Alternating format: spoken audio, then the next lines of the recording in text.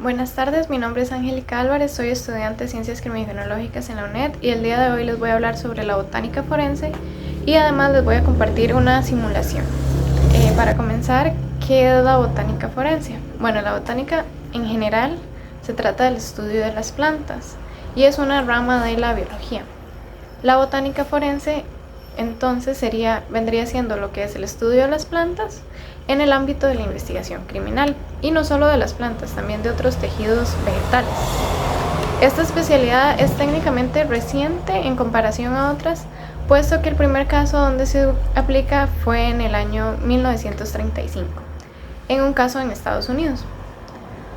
Ahora bien, en su tiempo fue cuestionada por tener ciertas limitantes, como lo era la falta de profesionales en el área o el poco conocimiento que tenían fiscales y jueces o otros agentes policiales con respecto al tema.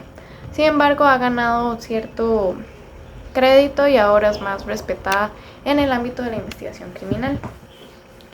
En su importancia destaca el hecho de que ayuda a conocer condiciones en las que pasó el suceso criminal, como los pueden ser el tiempo que lleva el cuerpo, que si fue trasladado de la escena primaria a otra escena, o en casos de envenenamiento, por ejemplo, permite saber si la planta era tóxica o, por ejemplo, rastrear tipos de sustancias ilícitas como lo son la marihuana.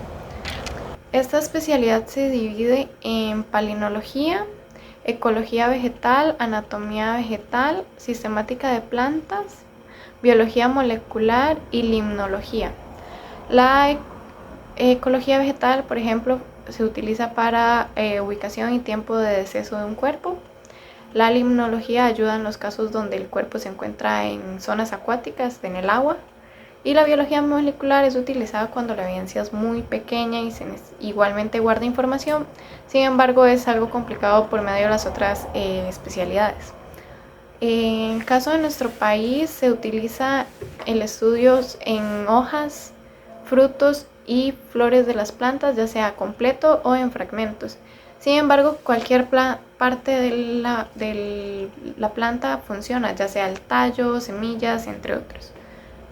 Y bueno, en Costa Rica se utiliza mucho la anatomía vegetal y la sistemática de plantas, en especial para identificar las especies y para comparar, en caso de evidencia, compararla.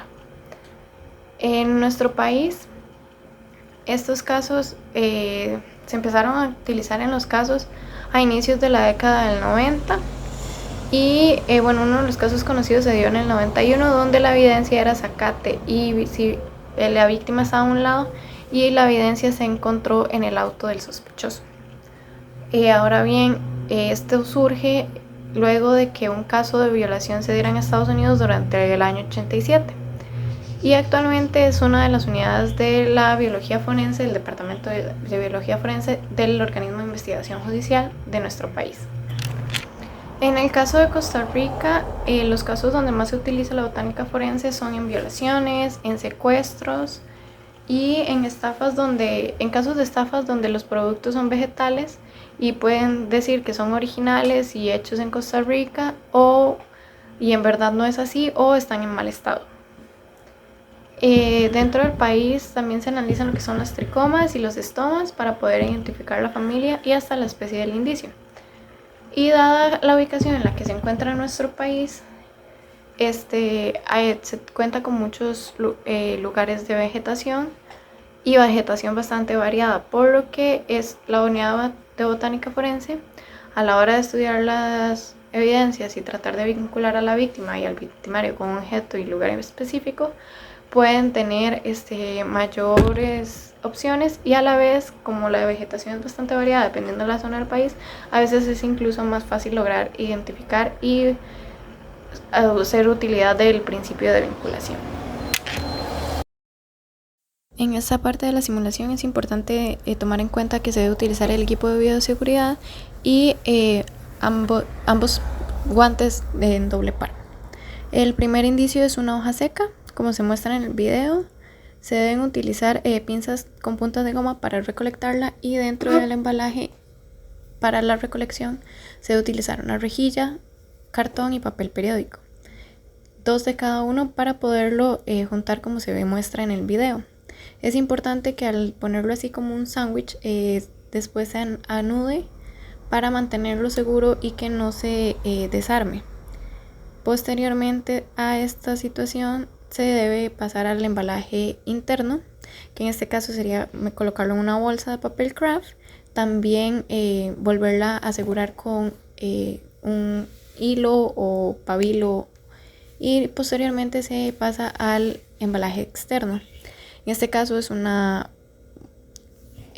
sobre y debe de sellarse y lacrarse. Se sella con una etiqueta y cinta. Cuando ya esté colocada la cinta, es importante colocarle nuestro nombre o el nombre de quien lo recoja, para evitar en casos donde alguien lo abra, para saber quién fue la persona que lo recolectó y en casos poder proceder como se debe. El nombre tiene que, como se muestra en el video, cubrir tanto el sobre como la cinta. Posterior a eso, ya con el control de indicio, con la boleta de control de indicio llenada, se debe colocar sobre del otro lado del sobre, y se debe colocar también es la etiqueta de cuidado evidencia policial. Al mismo tiempo, así como se muestra en el video, debe quedar, y al mismo tiempo se recolecta la información en la boleta única de cadena de custodia. Ahora bien, con el carbón se necesita, el carbón, una cajita porque va guardada en cajita, y un pedazo de cartón con algo para sujetar el carbón al cartón. Entonces se recolecta con las manos o con pinzas, igual si es pequeño, se sujeta al cartón y se pone en la cajita, que en este caso sería el embalaje interno. Y si es necesario, la cajita se puede sellar con cinta. Al ya tener el trozo de carbón en nuestro embalaje interno, se procede de igual manera al embalaje externo.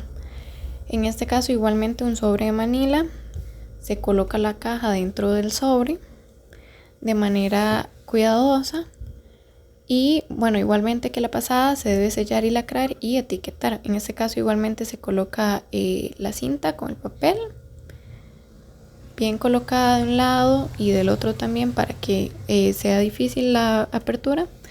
Nuevamente se le coloca el nombre, como se mencionó antes. Es importante que abarque tanto el sobre o el embalaje externo como la etiqueta y la cinta.